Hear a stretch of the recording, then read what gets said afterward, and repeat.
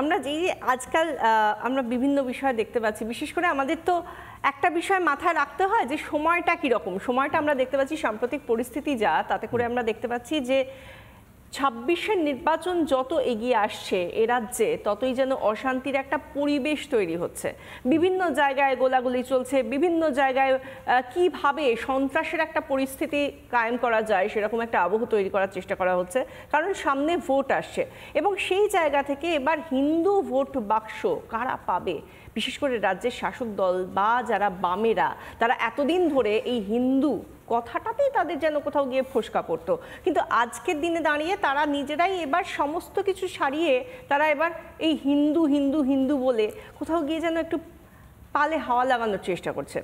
এবং সেই জায়গা থেকে এবার ভুয়ো ভোটার বিষয়টা যখন সামনে চলে আসছে, যখন শাসক দলের বিরুদ্ধে যাবতীয় অভিযোগগুলো উঠে আসছে যে ভুয়ো ভোটার তাহলে কারা এতদিন ধরে পুষেছিল, কারা বাইরের অন্য একটা শ্রেণীকে নিয়ে এসে তারা ভুয়ো ভোটার, রোহিঙ্গাদের ভুয়ো ভোটার বানিয়ে রেখে দিয়েছে। এবার সেই শাসক দলের সুপ্রিমো তিনি বলছেন ভুয়ো ভোটার সে তো অন্যান্য রাজ্য থেকে আনা হয় এবং তারা নাকি অন্যান্য রাজ্য থেকে এসে এ রাজ্যে ভোট দিয়ে যায়, কিন্তু কোনোভাবেই যে বাংলাদেশ থেকে হোক, রোহিঙ্গারা হোক বা একটা নির্দিষ্ট সম্প্রদায়কে তোষণ করে হোক ভুয়ো ভোটার তৈরি করা হচ্ছে, ভুয়ো ভোটার তৈরি করে রেখে দেওয়া হচ্ছে, সেটা নিয়ে কিন্তু কোনো কথাই বলা হচ্ছে না। এই যে এই জায়গাটা আমরা সব কিছুর মধ্যে গিয়েও রাজনীতিটাকে দেখতে পাচ্ছি এইখানে একটা উস্কানিমূলক বিষয় থেকেই যাচ্ছে। এখানে কি ঘোলা জলে মাছ ধরার চেষ্টা করা হচ্ছে? পশ্চিমবঙ্গের সব কিছুর সঙ্গে রাজনীতি যেভাবে জড়িয়ে গেছে সেটা খুব দুঃখজনক। তার কারণ হচ্ছে যে এমন নয় যে রাজনীতি থাকবে না, রাজনীতি থাকা উচিত। গোটা ভারতবর্ষটা আমি বেশ কয়েকবার ঘুরেছি, একেবারে উত্তর প্রান্ত থেকে দক্ষিণ প্রান্ত, নিজের গবেষণার কাজে। আর কোনো রাজ্যে কিন্তু এই ধরনের এত নিম্ন স্তরের রাজনীতি হয় না, এটা বাঙালি হিসাবে খুব লজ্জার বিষয়। দিল্লিতে ভোট হয়ে গেল, কোথাও কোনো মারামারি নেই, সরকার পরিবর্তন হলো, একটাও কিছু খুন নেই, কিচ্ছু নেই। যে সেটা দিল্লির সরকার পরিবর্তন হলো বিনা রক্তপাতে, যেটা আমাদের একটা কোঅপারেটিভ ইলেকশনেও মারামারি হয় পশ্চিমবঙ্গে। এখন সেক্ষেত্রেই আমাদের রাজনীতি বাদ দিয়ে হিন্দু হিসাবে কেন এক হতে হচ্ছে আর কি, তার একটা বড় কারণ হচ্ছে আমরা চোখের সামনে অনেকগুলো সভ্যতার পতন দেখেছি যা আমাদেরকে রীতিমতো ভাবিয়ে তুলেছে। পৃথিবীর সবচেয়ে দীর্ঘতম সুন্দর বুদ্ধমূর্তি ছিল আফগানিস্তানে, কোথায় গেল? সবথেকে প্রাচীন কালী মন্দির আফগানিস্তানে কোথায় গেল?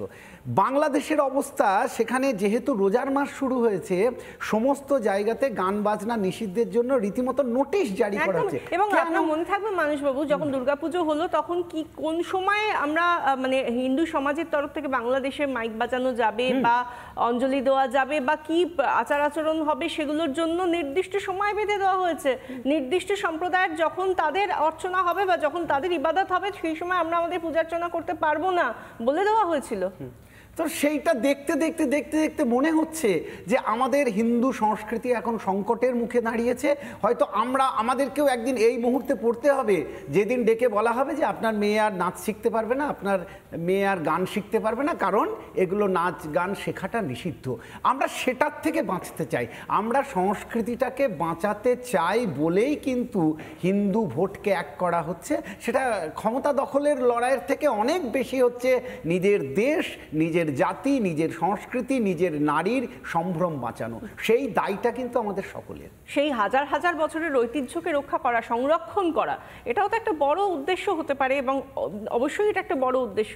কিন্তু এই যে মন্ত্রের বিষয় আমরা যদি আরেকবার ফিরে আসি, আমরা গায়ত্রী মন্ত্রের কথা বলছি, মহামৃত্যুঞ্জয় মন্ত্র আমরা জানি, আরও অনেক মন্ত্র রয়েছে, কিন্তু আমার বক্তব্য হচ্ছে কোথাও গিয়ে তো ইউনিভার্সের সঙ্গে বা ব্রহ্মাণ্ডের সঙ্গে কানেক্ট করা হয় এই মন্ত্র বলা হয়, এটা সাধারণভাবে আমরা জেনে থাকি। সেটা কি করে সম্ভব হয়? এটা কি তরঙ্গের কারণে? প্রথম কথা হচ্ছে যে আমাদের সনাতন শাস্ত্রের ধারাবাহিকতাগুলোকে আমরা যদি দেখি, বিশেষত মন্ত্র যেখান থেকে এসেছে সেটা হচ্ছে বেদ এবং বেদান্ত, এবং বেশিরভাগ মন্ত্র উপনিষদ থেকে নেওয়া, তন্ত্রটা আগম থেকে নেওয়া। সেখানকার মূল ভাবনাটাই ছিল, মানে পুরো ভাবনাটাকে যদি এক করা হয় সেটা হচ্ছে নিজেকে ব্রহ্মাণ্ডের একটা ক্ষুদ্র অংশ ভেবে ব্রহ্মাণ্ডের সেই শক্তির সঙ্গে নিজের শক্তিকে এক করা। তার জন্য যত রকমের শারীরিক এবং মানসিক পবিত্রতা দরকার, পিওরিটি দরকার, পিওরিটিকে যদি সেই অর্থে আমরা বাংলায় পবিত্র শব্দে ব্যবহার করি, সেইগুলো বারবার ব্যবহার করা হয়েছে। এবার সব সময় যে মন্ত্রকে ইউনিভার্সাল রূপে ব্যবহার করা হয়েছে সেটা নয়। আমি দুটো তিনটে বলতে পারি একদম ছোট্ট, সেটা হচ্ছে সামাজিক এবং দেশ রক্ষার কাজে মন্ত্রের ব্যবহার করা হয়। যেমন যে কোনো ধরনের পুজো, একদম লক্ষ্মী পুজো থেকে দুর্গা পুজো পর্যন্ত প্রথম একটি মন্ত্র ব্যবহার করা হয় যেটাকে বলা হয় জল শুদ্ধির মন্ত্র, যেটা কুম্ভের সময় ব্যবহার করা হচ্ছিল। সেখানে বলা হচ্ছে কি না, গঙ্গে চ যমুনা চৈব গোদাবরী সরস্বতী নর্মদে সিন্ধু কাবেরী জলহস্মিন সন্নিধাম কুরু দিয়ে পুজোর শুরু হয়। কেন হয়? এবার এখান থেকে কি ইউনিভার্সাল কিছু যোগ, নাকি ভারতবর্ষের সমস্ত প্রধান নদীকে আমি আমার সামনের যে পুজোর সামগ্রী থাকে, কোষা বলে, সেটার মধ্যে গোটা ভারতবর্ষকে কল্পনা করছি ভারতবর্ষের অখণ্ডতা রক্ষার জন্য। সেই জন্যে ভারতবর্ষের সমস্ত নদীকে আমি একটু জলের মধ্যে কল্পনা করলাম। এইটা হচ্ছে ঋষিদের দেশ এবং রাষ্ট্র রক্ষার একটা শপথ। তার মানে পুজোটা মানে সবসময় মন্ত্র যে আমাকে কসমিক এনার্জির সঙ্গে যোগ করতে হবে সেটা নয়, সেটা আমার পরম লক্ষ্য। কিন্তু আপাত লক্ষ্য হচ্ছে দেশ এবং রাষ্ট্রের সংরক্ষণ, যেটা সীতাকে যখন উদ্ধার করা হয়, খুব রামায়ণের একটি গল্প আছে, তখন বিভীষণ রামকে বলেন যে আপনি যান, এবার সীতাকে নিয়ে এসুন। তখন রাবণ বধ হয়ে গেছে। তো রাম বললেন যে না, তুমি নিয়ে এসো।